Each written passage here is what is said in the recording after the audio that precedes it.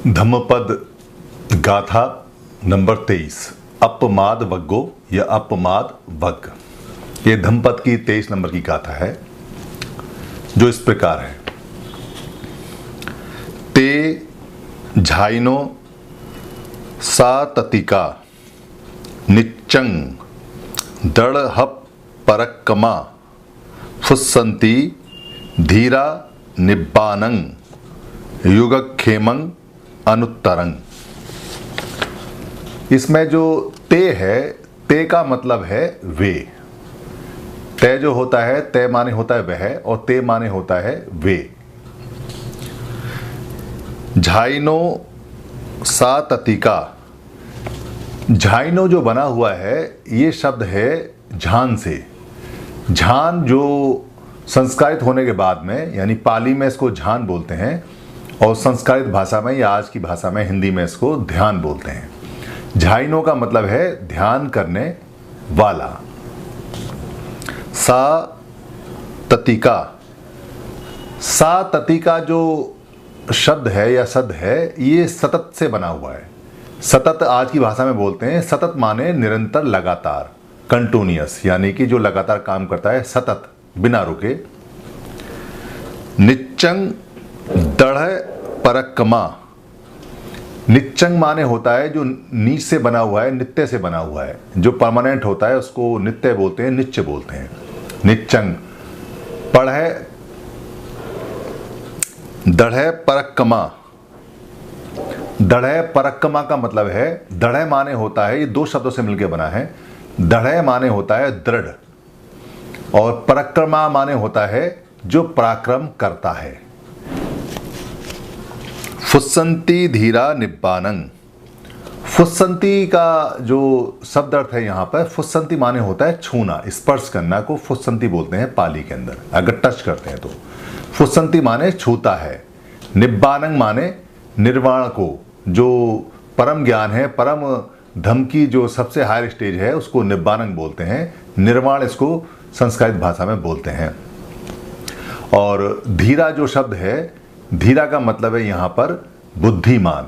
जैसे मेरा नाम है सुधीर, तो ये दो शब्दों से मिलकर बना है। इसका जो कीवर्ड है वो है धी। धी माने होता है बुद्धिमान। इनको धीमंतु भी बोलते हैं। आपने देखा होगा महाराष्ट्र के अंदर बहुत सारे लोग धीमंत लिखते हैं या धीमान लिखते हैं या धीमंतु है। ये धीमंतु से बना हुआ है। धी माने बुद्धि और मंतु माने वाला, यानी बुद्धि वाला।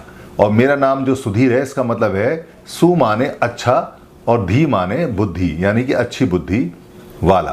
तो यहाँ धीरा का मतलब है बुद्धिमान और निब्बानंग का मतलब है जो परम ज्ञान को प्राप्त करता है या परम ज्ञान का नाम है। योगक्षेमंग अनुत्तरंग, योगक्षेमंग अनुत्तरंग। योगक्षेमंग मैंने आपको पिछली जो वीडियो थी जो मथुरा के नाम से बनाई थी, जिसमें विज्जवासन के नाम से थी, यानी ब्रिजवासन, ब्रिजवासी के नाम से, और एक गोरखा के नाम से, उसे अगर आप ध्यान से देखेंगे तो मैंने गोरखा वाली में बताया है कि योगक्षेम जो शब्द है पाली का शब्द है योग प्लस खेम। खेम माने होता है शांति करना या शांत होना या बुझना या उसको ठंडा होना, और योग माने होता है संबंध या आसक्ति या अटैचमेंट, यानी जब कोई चीज़ अटैच होती है, जुड़ती है।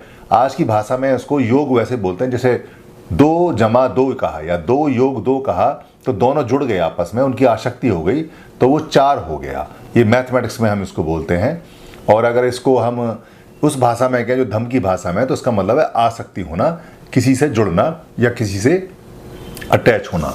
और योगक्षेम का मतलब है कि अटैच से मुक्ति, अटैचमेंट से आसक्ति या आसक्ति से जो शांति होती है उसको बोलते हैं योगक्षेम। अनुत्तरंग का मतलब है अनुत्तरंग का मतलब है अनुत्तर, यानी कि जिसका उत्तर ना हो, जो सबसे बढ़िया हो।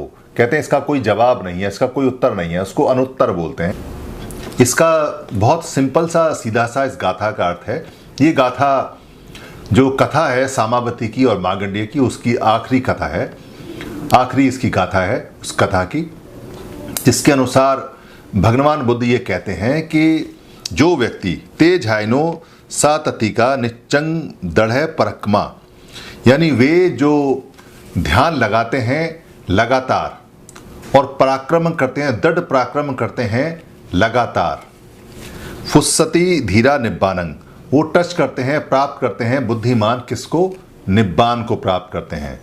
योगक्षेम अनुत्तरंग, और उनकी जितनी भी आसक्ति है वो शांत हो जाती है और इसका कोई जवाब नहीं है, यानी कि वो सर्वश्रेष्ठ जो उनकी स्थिति है उसको वो प्राप्त करते हैं।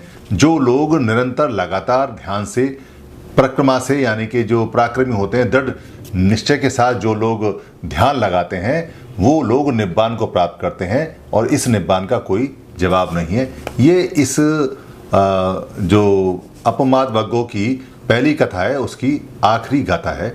धन्यवाद।